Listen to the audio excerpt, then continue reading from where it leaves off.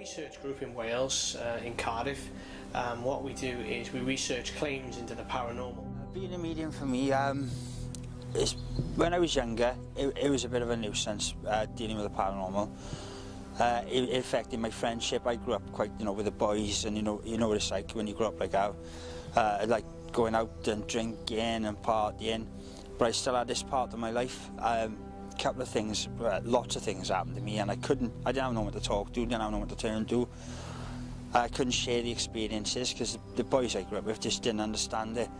It sort of went on a lull for a few years, and it came back with a vengeance.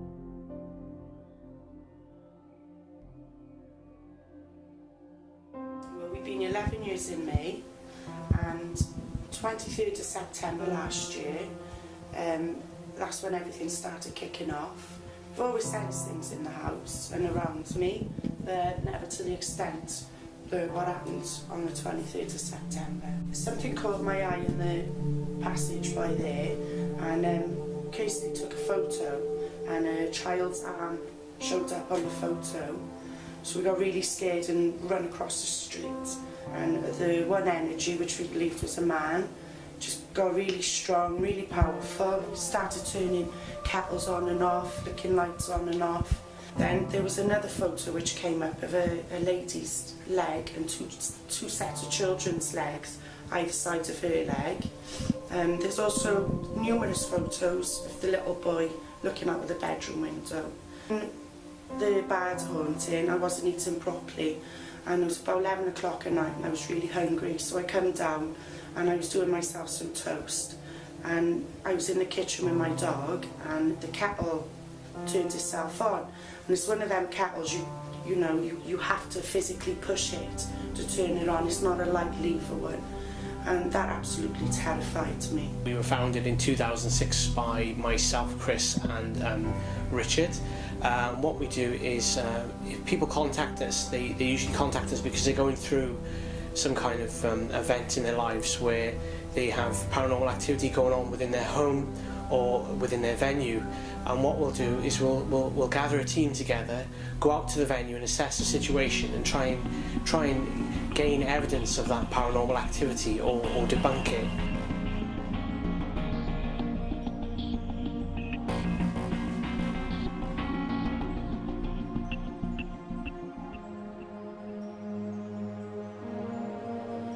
My name's Jeff Fiddler. I'm from Barry in South Wales, and I've been at the Skirrid Inn as the owner for the last 7 years. First personal encounter I've ever had in here with a spirit. I was looking out towards the ancient front door from behind the bar, and on the left hand side of my vision I saw quite clearly a man dressed in what looked to be 18th century clothing, coachman type, like a sort of tricornered hat, like a Toby Joe figure, and it held in my vision for 2 or 3 seconds and then simply vanished. Other things that have happened to me since I've been here, I've had friends stay after time and we've been just having a quiet pint by the fire, and music will filter through from absolutely nowhere, and it's the kind of music you'd associate with the sort of Tudor times, the plucking of an instrument, and certainly unfashionable music, and lots of knock-ins and clear footprints, people walking around, absolutely unmistakable, and that's happened many times. The only incident we've had here of what people would call malevolence or somebody really terrified, we had a lady stay in room 1, she was in the bath, and she came down running to me. She was soaking wet, she had a coat on, and obviously not much on underneath, and her hair was very wet.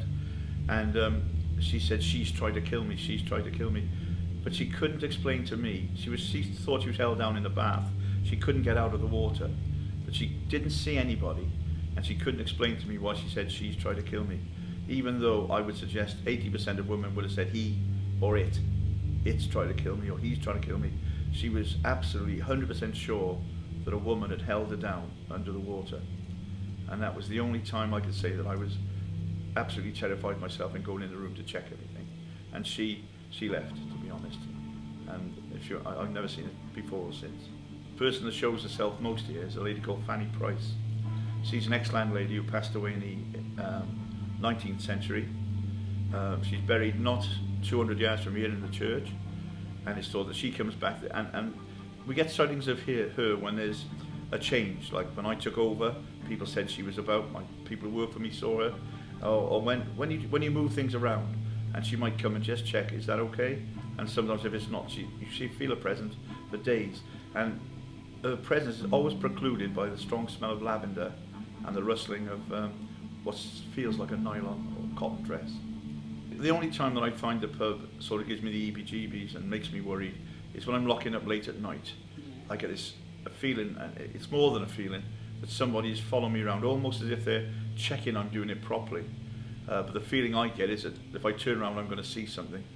And so, to be honest, I don't turn around. That's the only time I feel sort of an oppressive or a malignant presence. I'm frightened to turn around. But other things that we see in here can be quite pleasant. The atmosphere is completely, mundane. It's lovely. In fact, it's quite pleasant. I think the spirits want to let people know what happened here. And I'm picking up a female presence, and she's quite a powerful energy, and she just sort of like wants the pub to be left alone with it all, to be honest with you. I don't know if they want help. I'm not picking up this female energy is a bit stronger than everything else I'm picking up. Yeah, so what we're going to try and do now is with the group here as well, we're trying to experiment with walkie-talkies, which allows us to try and find out if spirit can talk live and the walkie-talkies to us. Got knocking on the nerve. I can hear him talking, but they're knocking after. We're going to set down a £10 note and then put a geophone on top, which basically measures vibrations. If a big movement occurs in relation to the money moving, this should go off and let us know it happens. What we're doing, we're setting up a four channel DVR, which allows us to watch the rooms upstairs while we're not there in case something happens, and downstairs in the main bar area where Richard is right now. And hopefully we might get something from that, because it's our eyes and ears when we're not in those rooms while we're going around the venue. Most people think about ghosts and spirits from movies where you open a closet door and one's going to be standing there and jump out on you, and you look in a mirror and one's standing behind you, so it's always that fear. And I don't think it's about that. I think it's just like they can feel you and they notice you and you notice them. I think they're just trying to let us know that they're there, and they want to get a message, or they want to just say, look, I'm here, what's going on? Because I think they're as confused as we are about it all, to be honest with you. Being scared, it terrifies me, but I enjoy it because I get a bit of a thrill out of it, because it's rewarding to hear something from somewhere. It's like it makes you feel better about yourself, because there's another side. I think why some people see spirit and some don't is because some are so closed to what's going on around them. Like, they probably could have seen spirit and they wouldn't even have known it was. And then there's some people who are such believers that they push themselves into that world of the paranormal, and so when they're in these circumstances and they see something, then it tells them it is a ghost. So I think that's why some people just completely are so closed off. They don't even notice it when they do see it. Picked up the energy of this children, and they've been brought here for something. It's not really good. Like it's something to do with someone who was here and they had quite influence over people, and it was something to do with it's something to do with money, or I don't know if they had power over people. They did, and they brought people here.